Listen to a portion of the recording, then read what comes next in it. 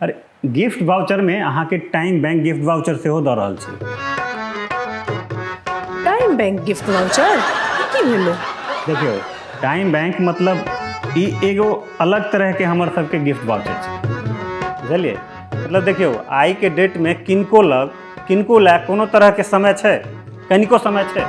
देखियो हम सब फ्यूचर देखै छी, फ्यूचर में की छै, आई काल्हि डिजिटल जमाना छै, किनको लेल कोनो तरह के समय नहीं छै, सब व्यस्त छै।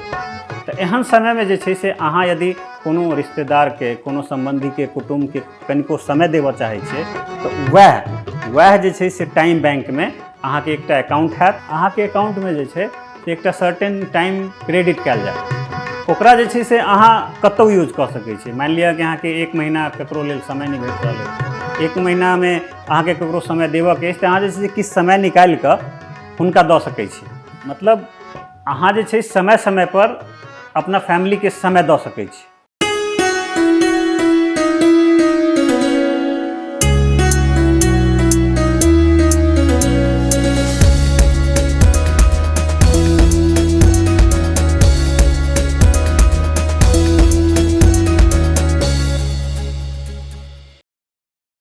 जेना मानि लिअ एखन जेना हम अहाँके समय दऽ रहल छी, अहूँ सब हमरा सबके समय दऽ रहल छी, तऽ ई समय जे छै से कतौ न कतौ अहाँ जखने हमर पॉलिसी लेबै ई समय अहाँके अकाउंट में यानी कि टाइम बैंक में क्रेडिट भऽ जायत।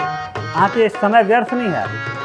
अब जेना कहल जाइ छै ने टाइम इज मनी, ई सब फिलॉसफी छै, लेकिन हम सब फ्यूचर देखने छियै।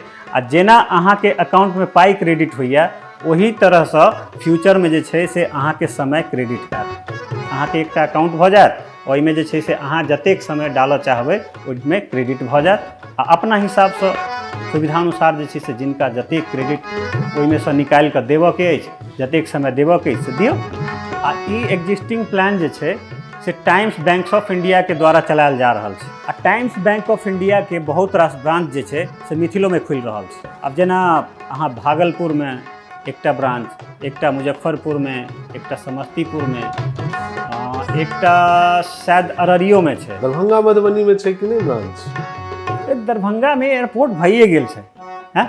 आ एम्स सेहो बनिए रहल है, तो सबटा कि दरभंगे में चाहिए, बाकी आर मिथिला में किछु नहीं चाही कि? जतेक शहर सब छै मिथिला के ओ सब अहिना रहतै। संपूर्ण मिथिला विकास के गप अहाँ सब करै छियै तब खाली दरभंगा। अच्छा ई पॉलिसी संगे हम सब एकटा स्पेशल सिम कार्ड दऽ रहल छी अहाँके, फोन पर झगड़ा करऽ लेल।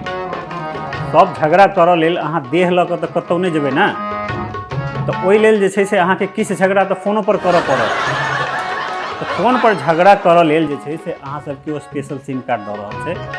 एहिमे अहाँके अनलिमिटेड टॉक टाइम मिलत with limited word limit. Word limit की भेलै? Word limit, limited word limit, talk time की मतलब नहीं? लिमिटेड वर्ड लिमिट मतलब कि अहाँके जे छै से लिमिटेड वर्ड मिलत, लेकिन ओहिके जे छै से अहाँ कम से कम शब्द में बेसी से बेसी गप कहबाक लेल ई प्लान छै। कियाकि देखियौ धीरे धीरे दुनिया में शब्द के कमी भऽ रहल छै। अब जेना आई काल्हि जोर से ठहाका लगाबऽ के लोग सब लोल कहि कऽ निकलि जाइ छै, तहिना कम बाजै वाला के बकलोल कहि कऽ निकलि जाइ छै। तो एहि तरह से जे छै से अब लंबा लंबा बात के जे छै से छोट छोट शब्द में कहल जाइ छै।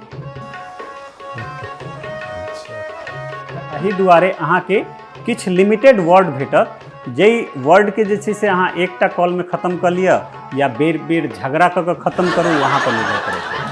फ्यूचर में जे छै से आब टॉक टाइम रिचार्ज नहीं करेते लोग, वर्ड टॉक टाइम रिचार्ज करेते। वर्ड लिमिट टॉक टाइम के फ्यूचर छै यार। नहीं बात बुझि रहल छियै ना अहाँ सब की कहि रहल छी से? देखियौ इएह फ्यूचर छै, ओहि हिसाब से अहाँ सबके ई सिम कार्ड दऽ रहल छी। तो अहाँ सबके हम इम्हर उम्हर वाला पॉलिसी वाला बुझा रहल छी कि? हम सब फ्यूचर देख लेने छियै आ ओहि हिसाब से हम सब पॉलिसी के मेकिंग कऽ रहल छी। कोन तरह के पॉलिसी हेतै जे फ्यूचर में अहाँ सबके काज आयत। आ एहि दुआरे अहाँके एहिठाम एलहुँ हेँ बेस्ट पॉलिसी लऽ कऽ लऽ लिअ। पॉलिसी सब अहाँके बहुत कॉस्टली बुझा रहल छै। एतेक महग पॉलिसी केना हम सब लऽ पेबै? की महग? कहाँ महग?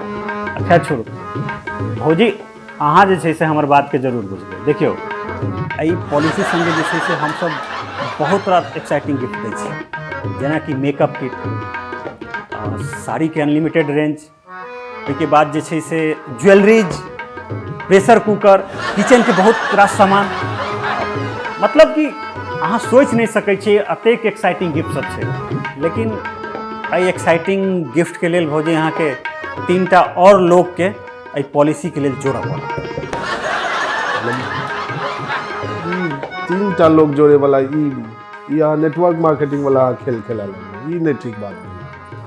नहीं देखियो, इमे नेटवर्क मार्केटिंग वाला कोन काज है? नेटवर्क मार्केटिंग छै।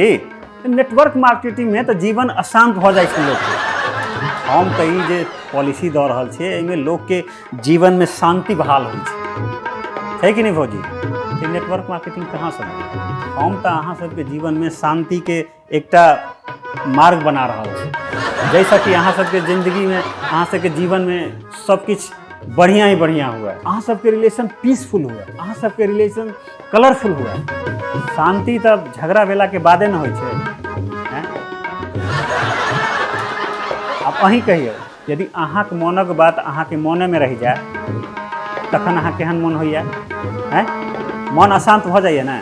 लेकिन ई पॉलिसी से अहाँके मन शांत रहत। या तऽ बर्दाश्त करबाक कोनो काजे नहीं छै। जे मन हुए बाजू, खुलि कऽ बाजू, एहिसँ अहाँ सबके आयु बढ़त, दीर्घायु हैत। कहू कोन पॉलिसी बुक करू?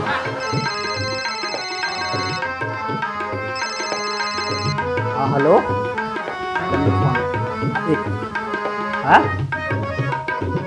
सेटल भऽ गेलै ने? हाँ कनी बेसी झगड़ा कऽ लेलखिन, प्लान में नहीं रहे। अच्छा ठीक छै, कोनो नहीं, वो मैनेज कऽ लेल जेतै, ठीक छै, भऽ जेतै। हाँ की कपारो फोड़ देने रहे? फिजिकल वायलेंस तो नहीं रहे में कवर। FIR नहीं ने भेलै यौ? हाँ अच्छा ठीक छै, ठीक छै, ठीक छै। अहाँ वो पुलिस वाला जे छै से देखू, बाकी अपन पॉलिसी के हिसाब से जे छै से मैनेज भऽ जेतै। हाँ ठीक छै भाई, भऽ जेतै। शांतिये बहाल करऽ लेल हम सब पॉलिसी दै छियै। चलो ठीक छै, हम कतौ बैसल छी, रख। देखिए पॉलिसी के कमाल छै।